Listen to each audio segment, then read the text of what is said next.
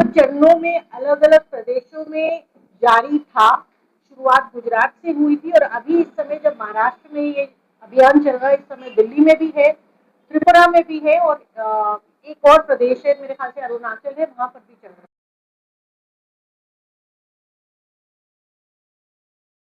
सृजन की बात होती तो किसी चीज को नवीन तरीके से पैदा करना, फिर से निकालना।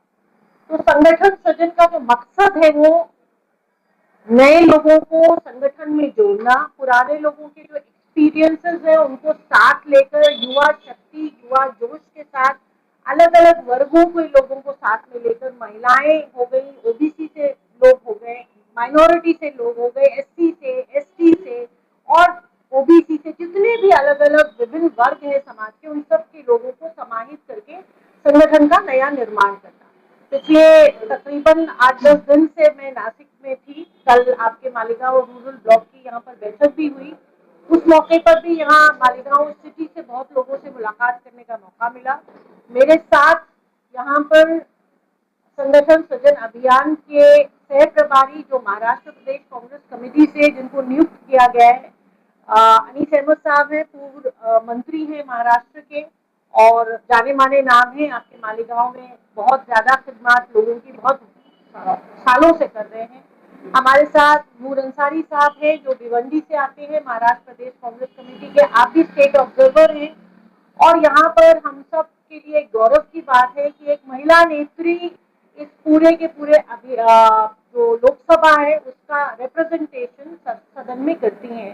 मालेगांव उसका एक बहुत बड़ा न सिर्फ हिस्सा है बल्कि मालेगांव का एक बहुत बड़ा अहम रोल रहा है उनको सांसद बनाने में, जिसकी बात वो खुद भी कहती है और बहुत फख्र के साथ कहती है। तो ये हमारे लिए फख्र की बात है कि एक महिला सांसद हमारे बीच में है, हम सब के बीच में है। आज जब देश में महिला आरक्षण पे इतनी बात हो रही है तो उससे बहुत सालों पहले पार्टी ने इंदिरा गांधी जी को प्रधानमंत्री जैसे उच्च पद पर बिठाया था और महिला सशक्तिकरण के लिए जिस तरह से कांग्रेस पार्टी हमेशा से काम करती आई है, उसी दिशा में ये एक अलग कदम है जिसमें महिलाओं को भी नए जिम्मेदारी देने की बार बार बात हो रही है। संगठन सृजन क्या है और क्यों है ये समझना बहुत जरूरी है। संगठन सृजन क्यों है ये सबसे बड़ी बात है। कांग्रेस के ज्यादातर नेताओं को, कार्यकर्ताओं को विभिन्न विभिन्न ब्लॉक से, गांव से, खेड़ों से जो लोग आते हैं उनको अक्सर ये सवाल उनके जहन में रहता था कि जिला अध्यक्ष कौन बन जाता है, कैसे बन जाता है, हमें तो नहीं पता। अगर हम बनना चाहें तो कैसे बन सकते हैं, या हम जिंदगी हमने अपनी कांग्रेस को दे दी, क्या कांग्रेस के लोग जो आला कमान है, दिल्ली में बैठे लोग हैं, मुंबई में बैठे लोग हैं, क्या उनको पता है कि हम भी हैं, हम पार्टी के लिए अपना अपना वक्त दे रहे हैं, अपनी एनर्जी दे रहे हैं। तो संगठन सृजन के लिए आदरणीय खड़गे जी जो हमारे राष्ट्रीय अध्यक्ष इंडियन नेशनल कांग्रेस के, आदरणीय केसी वेणुगोपाल जी जो संगठन महासचिव प्रभारी हैं और आदरणीय राहुल गांधी जी जो नेता सदन है और हम सब के लिए बहुत हमारी आवाज है, गरीबों की, माइनॉरिटीज की, दलितों की, पिछड़ों की सदन में आवाज है। उन सबको लगा कि कुछ ऐसा करना चाहिए जिससे ये जो आम शिकायत या सवाल लोगों के जहन में उठता है उसको खत्म किया जाए। लिहाजा संगठन सृजन का जो तरीका था वो अपनाया गया, जिसमें हम सब आपके बीच में आए हैं और आपके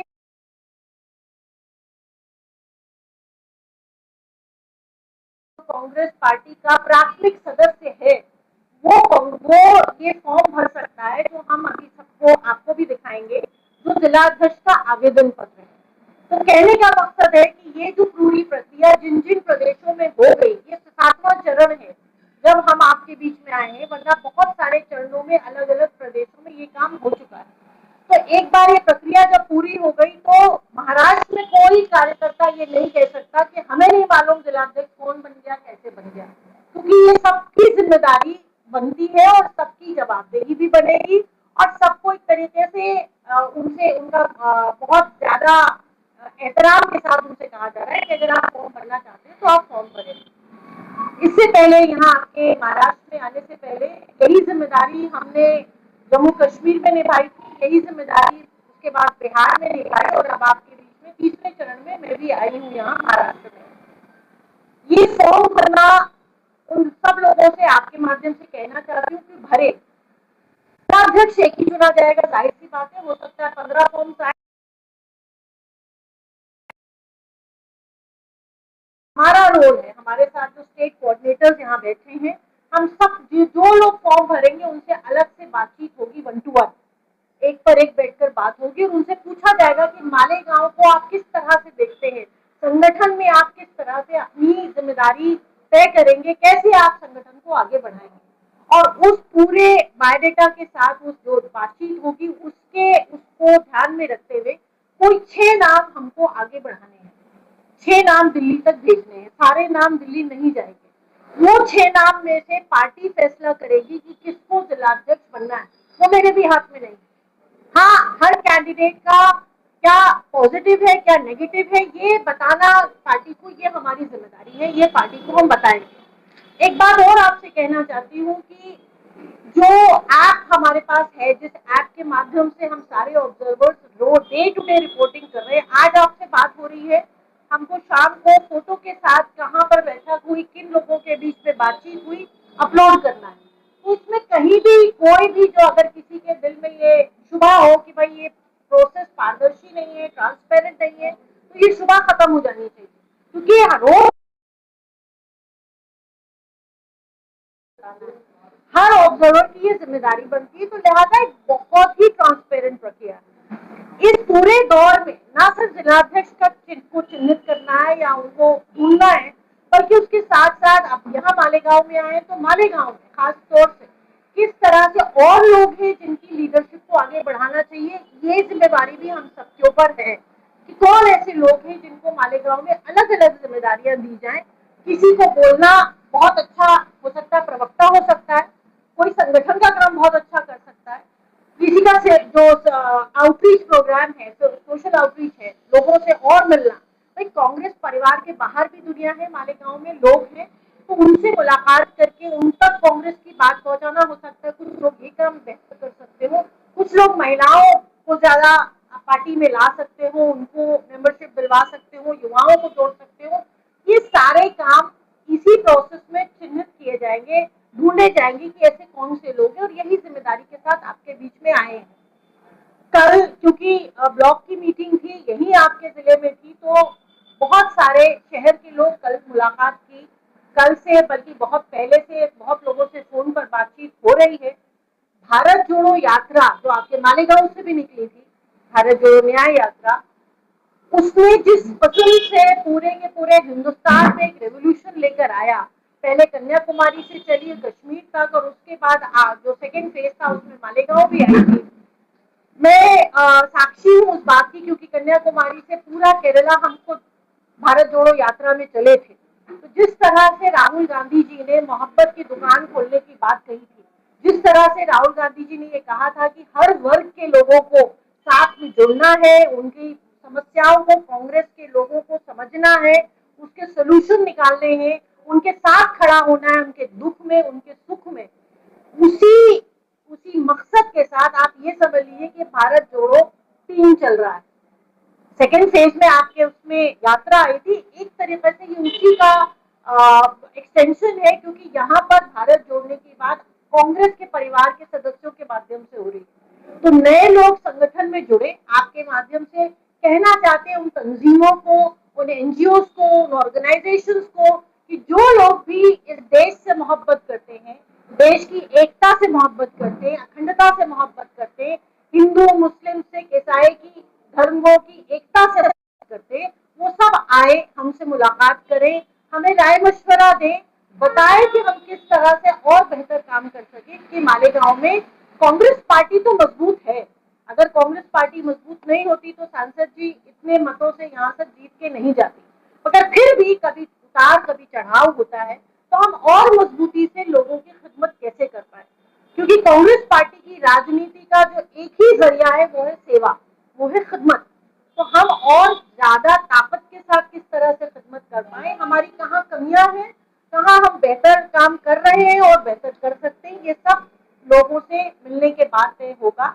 और आपके जरिए हम लोगों से कहना चाहते हैं, मेरा नंबर, मेरे कॉन्टैक्ट यहाँ पर है, किसी से भी पूछा जा सकता है। 2-3 दिन हम लोग यहीं, कल से यहीं है, हम लोग यहीं हैं, आप जिनके जो लोग भी मिलना चाहते हैं वो मिल सकते हैं, बात कर सकते हैं और संगठन सृजन अभियान का हिस्सा बन सकते हैं। इसके साथ मैं आप लोगों के सामने हम सब लोग ये फॉर्म बताते हैं कि किस तरह से ये फॉर्म है। खड़े हो जाएं हम लोग सब लोग आपके यहाँ साथ में खड़े।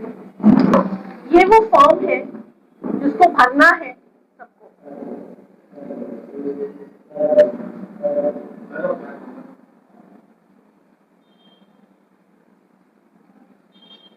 बहुत शुक्रिया।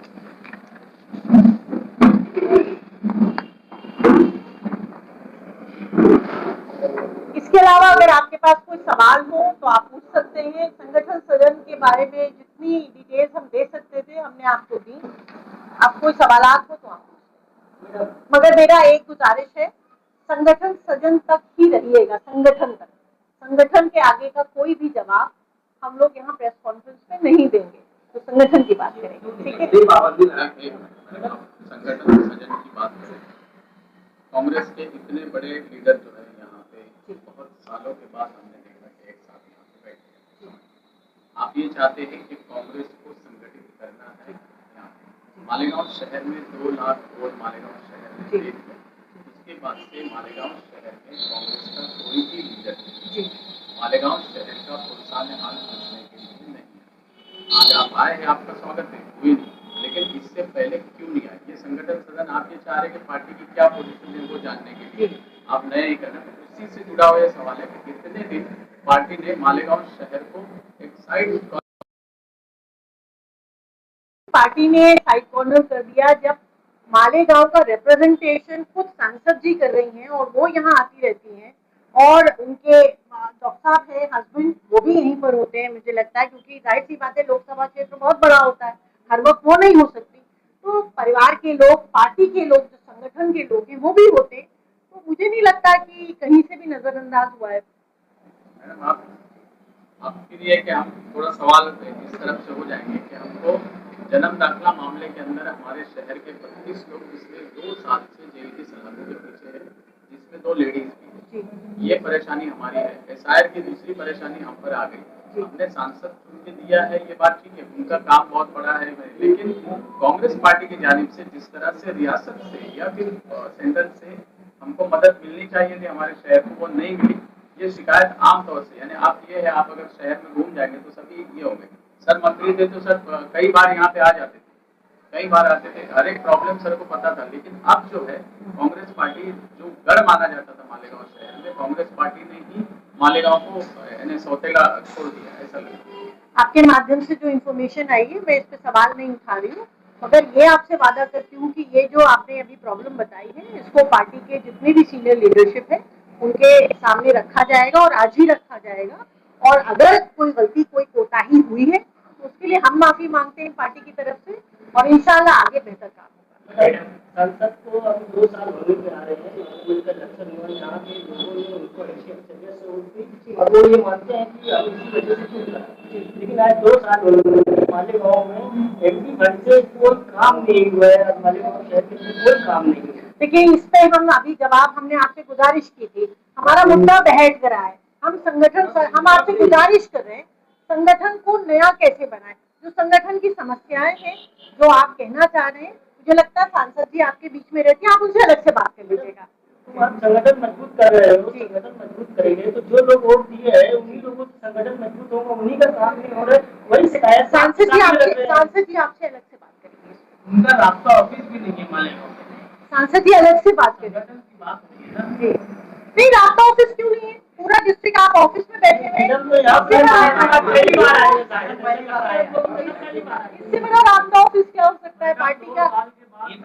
साहब हर वक्त मुलाकात कर लेते हैं लोगों को, लेकिन मैडम कहीं नहीं मुलाकात होती है, एक ऑफिस भी नहीं है उनका पब्लिक से मुलाकात। मैडम आती है मालेगांव, कब आती है, चले जाते हैं, समझ में नहीं आता है। देखो, पता भी नहीं चलता है कि सांसद जी मालेगांव आई है। हम मैं बात करते हैं, ऐसा है कि चुनाव होने के बाद, चुन के आने के बाद जो भी फंड आता है, खादा का फंड, वो 6 कॉन्स्टिट्यूंसी के लिए 5 कोटी रुपए आता है। तो एक मतदार संघ के लिए 80 लाख रुपए का फंड आता है, बराबर। पहला जो सवाल है उसका मैं तो जो 80 लाख फंड मालेगांव के लिए आया है सिटी के लिए, तो उसमें 2 काम हमने बड़े मंजूर किए। उसमें अभ्यासिका और वाचनालय, एक हिंदू एरिया में एक मुस्लिम एरिया में, बराबर है। तो ये जो काम है उसका डीपीआर बन गया, एस्टिमेट बन गया है और 1-2 महीने में वो भूमि पूजन हो जाएगा, पहली बात। दूसरी बात जो है कि कैंसर हॉस्पिटल के लिए हमने बहुत सारी जगह ढूंढी। एक जगह जो है वो तय किया है, लेकिन उसका वो जगह का जो हस्तांतरण है वो कलेक्टर ऑफिस में वो काम चल रहा है। और पिछले ही मंथ कलेक्टर ने एक मीटिंग बुलवाई थी। यहाँ के जो तहसीलदार है, प्रांत है, और बागवान के लिए भी एक मल्टी स्पेशलिटी हॉस्पिटल, उनको भी बुलवाया गया था। और उनको पूछा उन्होंने कि 1 साल हो गया, मैडम पाठ पूरा कर रही है, तो आप उनको बोल रहे हैं कि आप कागज जमा करो, तो आप सांसद को ही बोल रहे हैं, क्यों आपको इतनी 10-12 एनओसी चाहिए? ये सरकार का काम है, सरकार ने इसकी मंजूरी दी है, कैंसर हॉस्पिटल है, ये अगर हो जाएगा तो गरीब लोगों के लिए, मालेगांव के लिए अच्छा काम होगा। तो उन्होंने 4-5 एनओसी लेने को उनको बोला है, और उनको ये भी बोला है कि 8 दिन के अंदर मुझे एनओसी चाहिए, क्योंकि एनओसी जब तक मिलती नहीं है और वो जगह हस्तांतरण यानी हेल्थ डिपार्टमेंट से होती नहीं है, तब तक डीपीआर और एस्टिमेट और बाकी का होता नहीं है। ये बात है। तीसरी जो बात है, हाईवेज के जितने भी काम चल रहे हैं, यानी साइड रोड्स है, अंडरपास है, ओवर ब्रिज है, धुलिया तक, पिंपल गांव से धुलिया तक, ये सब गडकरी साहब ने मेरे लेटर पे मंजूर किए और वो चालू भी हुए। धुलिया के लिए, धुलिया मतदार संघ है, धुलिया के लिए भी एक आयुष हॉस्पिटल मंजूर हो गया है। उसके लिए 15 कोटी रुपए जो है वो पकड़े है, वो भी अभी जागा हस्तांतरण का चालू है। ऐसा है कि हर एक काम को मंजूर होने के लिए टाइम लगता है। लेकिन मैं आपको बताती हूँ कि मनमाड़ इंदौर रेलवे वो भी मालेगांव से जाने वाली है, लेकिन उसका भी जगह हस्तांतरण का जो मामला है, आपको मालूम है किसान लोग उपोषण के लिए बैठे थे, बहुत सारे लोगों को अटक हुई है। और ये लेटर जो है ये अश्विनी वैष्णव जी को भी मैंने दिया है कि आप इसमें एक मीटिंग लो और उनका क्या करना है वो सुन लो, क्योंकि जीआर है, जीआर से ऐसा है कि जो रेडी रेकनर दर है उससे 4 गुना ज्यादा पैसे मिलते हैं, उससे ज्यादा तो नहीं मिलते। लेकिन ये एक मीटिंग भी अभी यहाँ से हुई है, लेकिन कोई सुझाव नहीं निकला है। तो वो हमें सब पूरे किसान के साथ अभी 16, 17, 18 तारीख को मीटिंग है, और वो मीटिंग में भी मैं जा रही हूँ। मीटिंग है अधिवेशन है महिला विधेयक का, तो मैं जाने वाली हूँ। फिर से मैं कहने वाली हूँ, केंद्र की जो योजना है स्वच्छ भारत अभियान, वो योजना का काम चालू करने के लिए मालेगांव है, धुलिया है, सटाना है, उसका भी भूमि पूजन हो गया है। वो ये तो केंद्र की योजना है। खारदा निधि जो है बहुत कम होता है, और जब मैं आती हूँ तब जो भी निवेदन है वो रास्ते के मिलते हैं, ड्रेनेज के मिलते हैं, और ये ड्रेनेज का काम तो कॉर्पोरेशन से चल रहा है। अभी तो बॉडी भी आ गई है, तो वो काम उनकी जिम्मेदारी वो पूरा कर लेंगे। लेकिन जो भी एक 4-5 बड़े काम करने के हैं मालेगांव के लिए, वो तो हो जाएंगे, ऐसा मैं आपको विश्वास देती हूँ। और आपने हाईवे 6 लेनिंग के लिए मैंने एक सवाल पूछा था पार्लियामेंट में, तो गडकरी साहब ने उसको जवाब दिया है कि 6 लेनिंग हाईवे मंजूर हमने किया है, और उसका डीपीआर भी अभी चल रहा है, हो रहा है। तो एक बहुत बड़ा काम होने वाला है।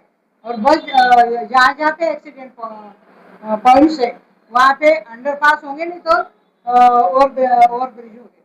हाँ, और मतलब ये काम चल रहा है मैडम, लेकिन मालेगांव की आवाम चाहती है थोड़ा वक्त यहाँ भी दे। ये यहाँ मैं सुनो सुनो सुनो, मैं खड़े रह के बात कर रही हूँ।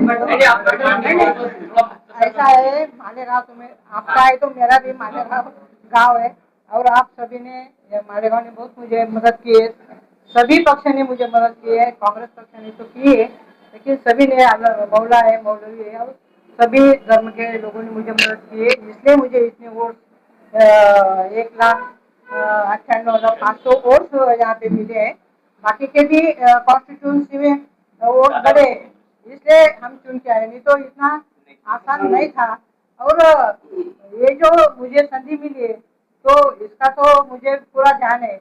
एक बात ध्यान पे रखो कि हम कांग्रेस के हैं, बराबर है, सत्ता यूपी के, बीजेपी के, उनसे निधि लेकर आना और काम करना ये मुश्किल है, फिर भी हम ज्यादा से ज्यादा कोशिश यहाँ पे कर रहे हैं।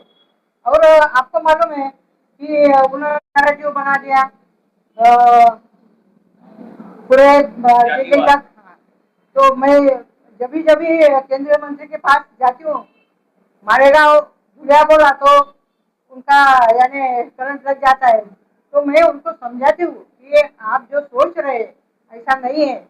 मालेगांव ने हमेशा सेक्युलर जो उम्मीदवार है उनको ही वोटिंग किया है, लेकिन इस वक्त ऐसा हुआ कि एमआईएम का उम्मीदवार नहीं था, वंचित आघाड़ी का फॉर्म पास हुआ था, और जो मेन पक्ष था वो बीजेपी और कांग्रेस, इसमें ही हुआ है।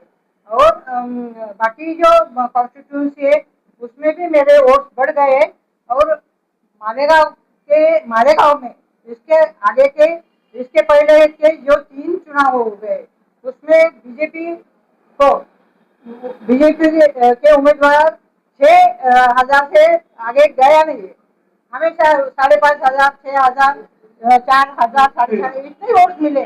तो आप नैरेटिव मत करो, ऐसा वो हंस लेते और वो बोलते हैं। और आपने मैडम को एक सवाल उठाया था कि जो जन्म दाखिला का, हाँ आपने सवाल उठाया था, तो आपको मालूम है जो भाई आप भी थे, हमने एक मीटिंग ली, सभी पक्ष के अपने कार्यकर्ता थे, नेतागण थे, पुलिस अधिकारी थे, उनसे हमने बात किया कि हमारे लोगों को परेशान मत करो, और जो बुजुर्ग है उनको ज्यादा टाइम मत बिठाओ, और जो आप बोल रहे हैं कि कुछ केसेस कोर्ट में उनको लिया है, तो वो बोले कि हम उनके ऊपर देखेंगे, वो मेडिकल लीगल प्रॉब्लम है, हम वो सॉल्व करेंगे, ये आपका काम नहीं है। ऐसा है, अभी ऐसा है कि मालेगांव में जिसको भी प्रॉब्लम आता है, अभी किसानों को अतिवृष्टि और गारपीट हुई, कांदा पीक पूरा चला गया, डाळिंब है, गेहूं है, पूरे धुलिया कॉन्स्टिट्यूंसी में। तो मैं तब तो अधिवेशन चल रहा था बजट का, तो मुझे अपने किसान भाई के कार्यकर्ता उनके फोन आए, मुझे वीडियो भी भेजे। तो 2 तारीख को अधिवेशन खत्म हो रहा था, मैंने एक लेटर अपने कृषि मंत्री शिवराज सिंह चौहान उनको दिया, उनको वीडियोस बताए, और उनको बोला मैंने कि जो जिसका ज्यादा से ज्यादा किसानों का जो नुकसान हुआ है उनको तुरंत आप मदद कीजिए। तो उन्होंने भी बोला कि जो पीक बीमा जिन्होंने निकाले उनको ये पैसे जो है हम इमीडिएट भेजते। तो मेरा इतना ही कहना है कि मालेगांव पे मेरा पूरा ध्यान है, और ऑफिस का आपने जो बोला, तो मैं आपसे विनती करती हूँ सभी मेरे पत्रकार भाइयों से कि मुझे आप जगह ढूंढ के दो, क्योंकि हम बहुत कोशिश कर रहे हैं कि दो जो मतदार संघ है उसके बीच में कहीं पे भी एक जगह मिली, यानी बहुत बड़ी नहीं मिली, ऑफिस का भी एक गाला भी मिला तो भी चलेगा, हम ढूंढते हैं लेकिन अच्छा गाला नहीं मिलता है, तो फिर रेस्ट हाउस पे आते हैं, नहीं तो होटल में उतरते हैं, लेकिन सबको हम मिलते हैं, जिनको भी प्रॉब्लम आता है वो मैं सॉल्व करती हूँ। समीना मैडम, आप संगठन सृजन अभियान चला रहे हैं, एक तरफ ये एक परिस्थिति है, लोगों को जोड़ रहे हैं, एक तरफ सेंट्रल गवर्नमेंट मोदी गवर्नमेंट है, अभी की कंडीशन में वो नारी शक्ति वंदन अधिनियम ला रही है। ये चीज जो है नारी शक्ति जो है औरतों को रिजर्वेशन कर रही है। देखिए 33%, हाँ 33% जो है अभी आप दोनों लेडीज है, इस बारे में आप क्या बोलेंगे? देखिए 33% आरक्षण पंचायती राज में सबसे पहले आदरणीय राजीव गांधी जी ने दिया था। वो 33% से बढ़कर 50% हो गया है। और 33% महिला आरक्षण बिल, इस बात को लाए हुए सोनिया जी ने बहुत समय पहले लेकर आई थी। अपर हाउस में पास हो गया था, आपको पता है, दूसरे हाउस में पास नहीं हुआ था। और यही पार्टी जो आज दम भर रही है कि हम 33% आरक्षण लेकर आ रहे हैं, इन्होंने विरोध किया, सबसे ज्यादा विरोध इन्होंने किया था। इनके आज भी कोई भी इनकी फ्रंटल, आप आरएसएस में देखिए कितनी महिलाएं आपको दिखेंगी, नहीं दिखेंगी। तो कांग्रेस पार्टी महिला सशक्तिकरण की हमेशा से आवाज भी रही है और मिसाल भी रही है। तो अभी कांग्रेस पार्टी इस बात को लेकर, न सिर्फ कांग्रेस पार्टी, मुझे लगता है पूरे भारतवर्ष की महिलाएं बहुत खुश है कि 33% महिला आरक्षण बिल आ रहा है। मगर जितनी जल्दबाजी में उसको लाया जा रहा है, उसके पीछे जो मंशा है, वो मुझे लगता है आदरणीय राहुल गांधी जी ने, सोनिया गांधी जी ने तो बाकायदा न्यूज़पेपर में कॉलम लिखकर बताया कि क्यों जल्दबाजी हो रही है। मैं उसमें डिटेल में इसलिए नहीं जाऊंगी क्योंकि फिर मुद्दे से हम भटक रहे हैं। हमारा काम है हम अपने संगठन को कैसे मजबूत करें, हम महिलाओं को, युवाओं को अपने संगठन में कैसे मिलाएं, शामिल करें। इस बात के लिए हम सब वचनबद्ध हैं, कोशिश कर रहे हैं। आप लोगों से भी ये गुजारिश है कि अगर आपकी नजर में कोई ऐसी महिलाएं हो जो सामाजिक तौर पे बहुत ज्यादा एक्टिव हो मगर राजनीतिक तौर पे नहीं है, आप हमें बताइए, हम उनसे मुलाकात करेंगे। ये फॉर्म कोई भी भर सकते हैं? ये फॉर्म कोई भी जो कांग्रेस पार्टी का सदस्य है वो भर सकता है। अगर कोई नया आएगा तो सीधे जिलाध्यक्ष थोड़ी बनेगा, वो तो स्टेट पे काम करेगा, जिले पे काम करेगा। तो उसके लिए हमारे दो स्टेट ऑब्जर्वर्स हैं, अपना नाम नंबर दे, डिटेल दे। नहीं, ये जिलाध्यक्ष का फॉर्म आप अभी ले लीजिए। मुझे पूछ रहे हैं कि अभी ये जिलाध्यक्ष अच्छा, अभी आप लोग आज कुछ लोग से मीटिंग किए, कोई मालेगांव में इसका ख्वाहिश मत है कि मैं बनूं या कोई ऐसा नाम आए क्या? नहीं, अभी तो आपके बाद अब आप बैठेंगे? ठीक है, खत्म करते हैं।